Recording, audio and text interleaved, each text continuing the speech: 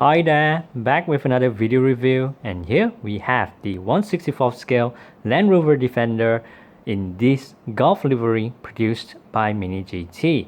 Now just to give a bit of a background, so this Land Rover Defender is actually labeled as the 110 or 110.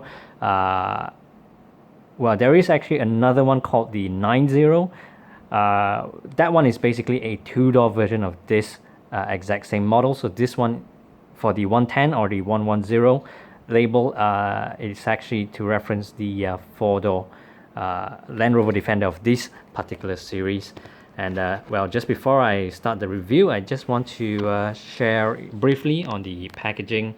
So as you can see, it comes in this blister pack, and this is actually a Miho exclusive. So Miho spelled as M-I-J-O, and as it's clearly stated there, it's a USA exclusive. But well, that doesn't stop us Malaysians from collecting, this Miho exclusive. And yeah, so in this blister pack, I've already trimmed off the sides as well as the base so that I can remove the model. But I don't intend on keeping the blister. Of course, the box, I will be keeping that for sure. Yeah, so just a quick run through. Okay then. So back to the model, and let's just start off the review from the side profile. So this is actually quite tall. I mean, compared to the other models produced by Mini GT, such as the Honda Civic Type R or the Nissan GT-R R35, and that's I think that's in scale because with Mini GT they are sort of true 1/64th scale.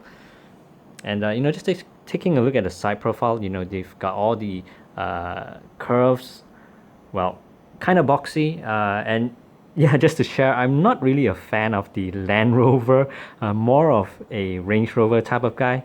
The reason being, I like modern, sportier looking cars, but the reason why I got these Land Rover Defender is because of the livery. I think the details are done very nicely. So I mean, just talking about the Golf livery, as you can see, it's really sharp, very crisp. There's no blemishes whatsoever. I mean, just take a look at the Defender label at the back there. I mean, it's not that it's a defect, as in like there is a sort of a cut right down the middle. That's actually how it's supposed to look like. And I do want to point out that with the door handles, as you can see, it does actually feature some 3D effect to it, so it's not just a plain or flat surface. And as with all Mini GT models, they do come with side mirrors, and I do want to point out these are well, it does feel very rubbery, and as you can see, it's really just bouncing over there. So just be careful when you're handling the model. And well, just to cover the rest of the side, so you've got nice door frames, even with this well, I'm not sure what you call that. Is it for the engine steam? Then in terms of the wheels, nice details again. You've got the tire rims. They do look like how the real model is supposed to look like. And as with all Mini GT models, the tires are made out of rubber. And just to focus on the bottom of the skirts, so you've got these flaps, so from the front wheels as well as the back wheels. And well, just covering the rest of the side, so just tilting it slightly, you'll be able to see that with this model it does feature quite a lot of things up there.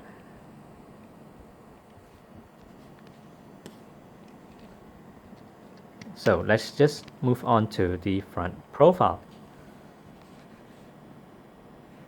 So well, on the front, the details are again nicely captured by Mini GT. So just to zoom in on the front grills, as you can see, obviously these are not perforated, as in there are no holes to it, but just look at the all these intricate details. It does look like well, as good as the real thing. And then you've got a small Land Rover badge down there. Obviously, it's not very clear to the naked eye, but you've got some nice touch with the Land Rover badge up here. And for the front headlamps, these are actually plastic inserts. Well, only the bigger circle, the smaller circles are just painted on, but nice details nonetheless. And just tilting the front hood or the bonnet upwards, so the details are again not bad. You've got the Gulf livery, which is nicely placed in the center, and no blemishes whatsoever.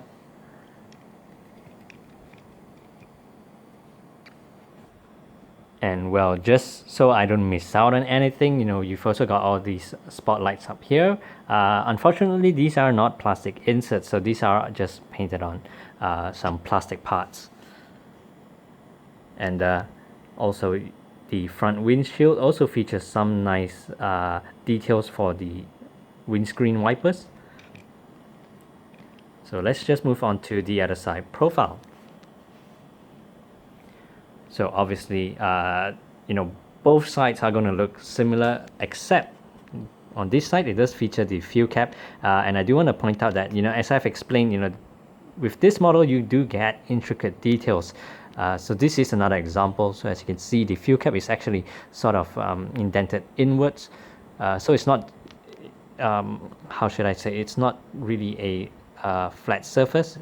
This particular placement of the fuel cap is actually indented inwards, so it does have sort of a scooped kind of feel, or it does have a inverted triangle on the body. Maybe if I tilt it on this side, you'll be able to just see a slight difference in terms of the curve. So kudos to Mini GT, props to them. They've really done a fantastic job with this model. So let's just turn our attentions to the back this time. So at the back you do feature a spare wheel, and I think this is actually similar in size and similar in details with the actual wheels on this model.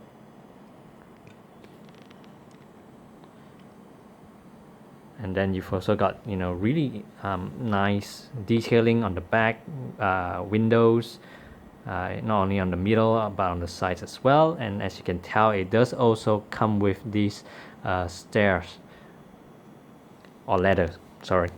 My bad. So really impressed with the work done by Mini GT. And well, on the back, I'll probably just put it on this side so that you can see that just below the spare tire, as you can see, it does have a hook. Yeah, very nice details. So let's just move on to the top profile. So on the top, as I've mentioned earlier, it does have quite a number of things up there. Well, unfortunately you can't really remove it, but that's okay. I don't really intend on putting them anywhere else. And here is how the base looks like. So details, well, you do get some fairly decent details underneath.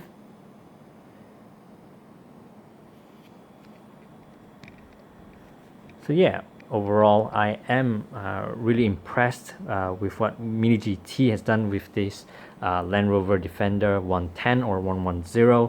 As I've mentioned earlier, I'm not really a fan of Land Rovers in particular, more of a Range Rover fan, but in terms of the work done by Mini GT, I'm really loving this. Well, I guess that's all for now. Thanks for watching.